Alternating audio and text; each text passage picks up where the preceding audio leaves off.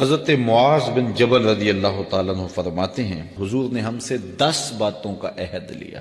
پہلی وہی چیز کہ اللہ کے ساتھ کسی کو شریک نہ ٹھہرانا، اگرچہ تجھے جلا دیا جائے اور تجھے قتل کر دیا جائے۔ دوسری وصیت یہ کی کہ اپنے والدین کی کبھی نافرمانی نہ کرنا، اگرچہ تجھے تیرے گھر سے نکال دے، تیرے اہل سے نکال دے، بچوں سے دور کر دے، لیکن پھر بھی ان کی نافرمانی نہیں کرنی، کیونکہ والدین کی نافرمانی کرنے والا دنیا پہ بھی رسوا ہوتا ہے، آخرت میں بھی رسوا ہوتا ہے۔ امام غزالی نے لکھا ہے کہ ایک جرم ایسا ہے کہ جس کی سزا آخرت میں تو ہے ہی ہے، دنیا میں بھی ضرور ملتی ہے، وہ والدین کی بے ادبی ہے، اور ایک نیکی ایسی ہے جس کی جزا آخرت میں تو ہے ہی ہے، دنیا میں بھی ضرور اس کا صلہ ملتا ہے، اور وہ والدین کا ادب ہے۔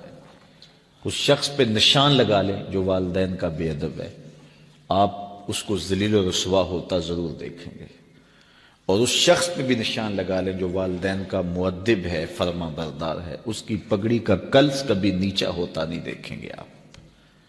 تو والدین کے ساتھ اس نے سلوک کرنے کی تلقین کی گئی۔ حضور نے تیسری وصیت یہ کی کہ فرض نماز جان بوجھ کے ترک نہ کرنا، جس نے جان بوجھ کے فرض نماز ترک کی اللہ اس سے اپنا ذمہ اٹھا لیتا ہے۔ اللہ کا ایک ذمہ ہوتا ہے جو بندوں کا اس نے لیا ہوتا ہے اپنے محض کرم سے، تو پھر وہ ذمہ اٹھا لیتا ہے۔ پھر وہ دیکھیے اللہ ذمہ اٹھا لے تو پھر وہ سوائے ذلیل ہونے کے اور کیا اس کا مقصوم ہوگا، تو ذلت ہی ذلت اس کا مقدر ہوگا۔ اللہ اکبر۔ آج ہم کہتے ہیں پوری دنیا کے اوپر کہ مسلمان کیوں ذلیل اور کیوں رسوا ہو رہے ہیں، 5-7% مسلمان جو ہیں وہ نمازی ہیں، تو پھر جب یہ حالات ہوں گے تو پھر اللہ اپنا ذمہ اٹھا لے گا۔ جب وہ اپنا ذمہ اٹھا لے گا تو پھر ہمیں جو مرضی توڑے، جو مرضی مارے، پھر اس کا ذمہ ہی اٹھ گیا، تو وہ ذمہ ہم سے اٹھا لیتا ہے اگر ہم اس کے حضور سجدہ ریزیاں نہیں کرتے۔ اور یہ بھی حضور نے وصیت کی کہ کبھی شراب نہیں پینی، اس لیے کہ ہر بے حیائی کی جڑ ہے، اور فرمایا معصیت سے، گناہ سے بچنا، اگر کوئی گناہ کرتا ہے تو پھر اللہ تعالیٰ اس سے ناراض ہو جاتا ہے۔ چھٹی بات حضور نے یہ ارشاد فرمائی کہ جب جنگ میں کھڑے ہو تو پھر پیٹھ دکھا کے بھاگنا نہیں ہے، اگرچہ لوگ کٹ کٹ کے گر رہے ہوں تو میں صلی اللہ العافیہ، اللہ سے عافیت مانگو، یعنی اللہ سے مانگو عافیت، بیماری نہ مانگو، آزمائش نہ مانگو، مشکل نہ مانگو، لڑائی نہ مانگو، جنگ نہ مانگو، لیکن اگر پڑ جائے تمہارے اوپر تو پھر استقامت دکھاؤ، پھر بھاگنا نہیں ہے، اور یہ کبائر میں سے جنگ سے بھاگ جانا۔ تو فرمایا کہ اگرچہ لوگ کٹ کٹ کے گر رہے ہوں تو جنگ سے بھاگنا نہیں ہے، اور یہ بھی وصیت لی کہ کسی جگہ پہ کوئی بیماری آ جائے اور لوگ موت کا شکار ہو جائیں تو پھر ثابت قدم رہنا ہے، وہاں کو چھوڑ کے بھاگنا نہیں ہے۔ اور 8ویں وصیت حضور نے یہ لی کہ اپنے اہل و عیال پر، اپنے بچوں پر، اپنی بیوی پر اپنی استطاعت کے مطابق کھل کے خرچ کرو، بخل نہ کرو، ان سے ان کی ضروریات کو صحیح صحیح پورا کرو۔ اور 9ویں حضور نے یہ وصیت کی کوڑا لٹکا کے رکھو، ان کو ادب سکھانے کے لیے، دین سکھانے کے لیے، اور ان کو اچھائیوں کا خوگر بنانے کے لیے، برائیوں سے بچانے کے لیے باپ گھر کے اندر جو ہے وہ کوڑا لٹکا کے رکھے، چھڑی لٹکا کے رکھے۔ یعنی مطلب کیا کہ اولاد کو پتہ ہو کہ اگر ہم نے نافرمانی کی اور اللہ کے حکموں کو توڑا، ہم نماز نہ پڑھی، تو پھر یہ ہمارے اوپر ڈنڈا برسے گا بھی۔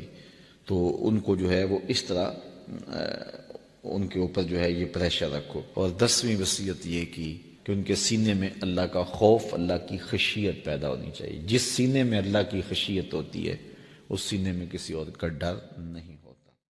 ایک عربی آتا ہے، کہتا ہے کہ میں تو آپ کو اللہ کا نبی تب مانتا ہوں اگر اس درخت کو بلائیں اور وہ آ کے آپ کی نبوت کی گواہی دے۔ حضور علیہ السلام فرمایا میں بلاؤں یا تو ہی جا کے اس کو میرا پیغام دے دے۔ پھر درخت آیا کہ نہ آیا، قدموں میں سلامی دی کہ نہ دی۔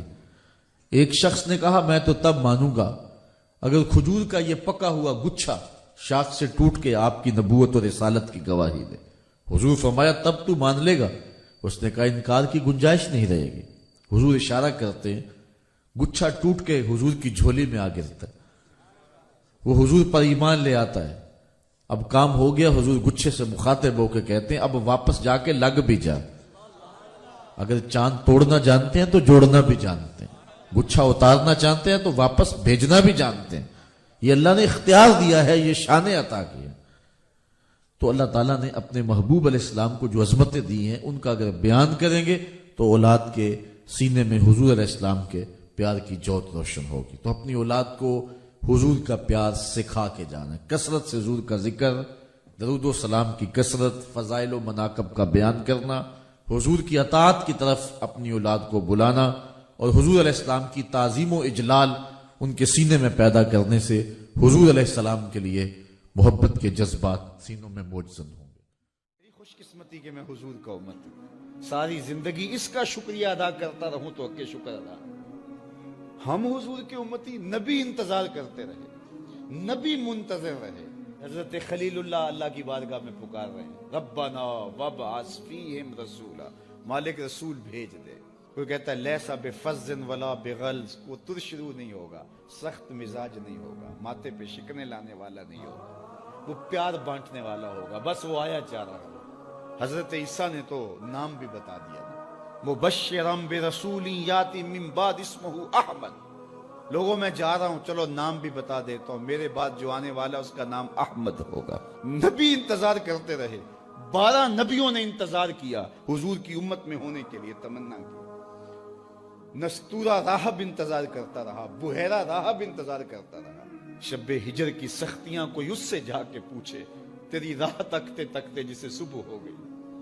زندگیاں گزار دی انہوں نے. سلمان فارسی کی کہانی سن لو. مجوسی کے بیٹے تھے، حق کی طلب میں نکلے، باپ نے گھر سے نکال دیا. ایک پادری کے پاس جا کے رکے، زندگی بھر اس کی نوکری کی. جب اس کا آخری وقت آیا، اس نے کہا میری تدفین کے بعد غموریا چلے جانا، وہاں کا پادری خدا رسیدہ ہے، تجھے اس سے کچھ مل جائے گا. کہتے میں وہاں سے غموریا آ گیا. پھر اس پادری کی ساری زندگی خدمت کی. جب وہ مرنے لگا تو اس نے کہا کوئی ایسا شخص نہیں ہے جس کے پاس اب میں تجھے بھیجوں، لیکن نبی آخر الزمان کے ظہور کے لمحے آ گئے. تو یہاں سے یثرب چلا جا، وہ اس نبی کی ہجرت گاہ ہوگی، تیری زندگی سنور جائے گی. تو نے بڑی محنت کی ہے، بڑی نوکری کی ہے میری. کہتے میں نے اس کو کہا کہیں ایسا نہ ہو میں دھوکہ کھا جو مجھے کوئی نشانی بتا دے. اس نے کہا 3 نشانیاں ہیں، ایک صدقہ نہیں لے گا، دوسرا ہدیہ رد نہیں کرے گا، تیسرا 2 کندھوں کے درمیان مہر نبوت. کہتے ہیں میں نے اس کی تدفین کی. یثرب کی جانب جاتے ہوئے ایک قافلے میں شامل ہو گیا. انہوں نے مجھے پکڑ کے اپنا غلام بنا لیا، لیکن میرے پہ مہربانی یہ کی کہ مجھے بیچا جا کے مدینے میں. ایک یہودی نے مجھے خرید لیا. میں اس کے باغ میں گوڈی کرتا تھا، کام کرتا تھا، کھجوریں توڑتا تھا، لیکن میں انتظار میں تھا کہ کبھی وہ نبی آخر الزمان آئے تو مجھے دید ہو. کبھی عرش پر، کبھی فرش پر، کبھی ان کے در، کبھی در بدر. غم عاشقی تیرا شکریہ، میں کہاں کہاں سے گزر گیا.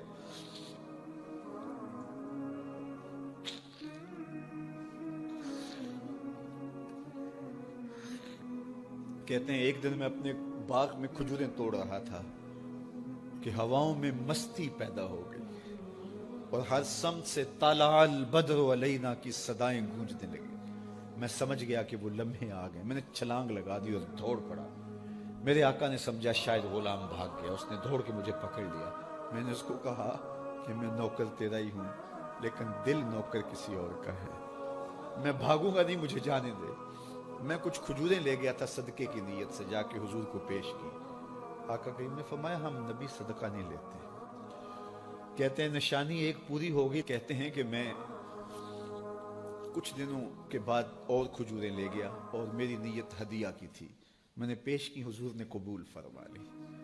لیکن میں بھی کہتا تھا تیسری نشانی بھی پوری ہو لے تو پھر مانوں گا. اور وہ کیا تھی؟ 2 کندھوں کے درمیان مہر نبوت. کہتے ہیں ایک دن حضور میرے باغ میں آئے اور آقا کریم نے اپنے مبارک کندھے پہ چادر رکھی ہوئی تھی اور چادر کی اوٹ میں مہر نبوت چھپی ہوئی تھی.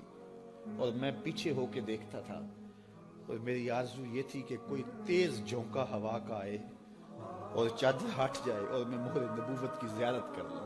حضور میرے ارادہ قلب سے آگاہ ہوئے. فَأَلْقَى إِلَيَّ رِدَاءَهُ. حضور نے چادر اتار کے میری جانب پھینکی اور پھر ایسے رخ کر کے فرمایا انظر الی ما امرت بہ، اس پادری نے جو بتایا تھا دیکھ لے آ کے۔ تو کہا میں نے دیکھا کہ حضور کے رخ کے درمیان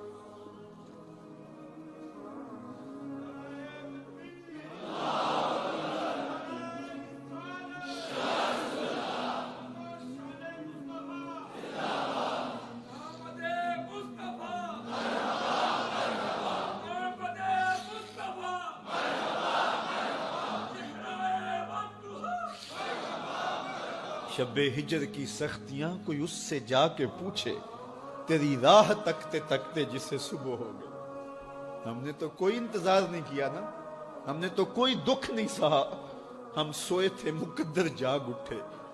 ہمارے والد مسجد سے مولوی صاحب کو بلا لائے، انہوں نے کان میں آ کے کہا مبارک ہو تو حضور کا نوکر بن کے آ رہا۔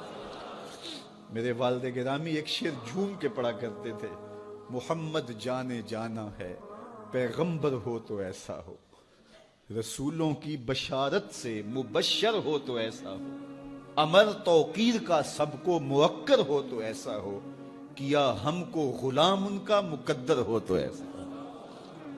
میں اپنے مقدر پہ قربان نہ جاؤں، آپ اپنے مقدر پہ نثار نہ جائیں، ہمیں وہ نبی ملا جو نبیوں کا نبی۔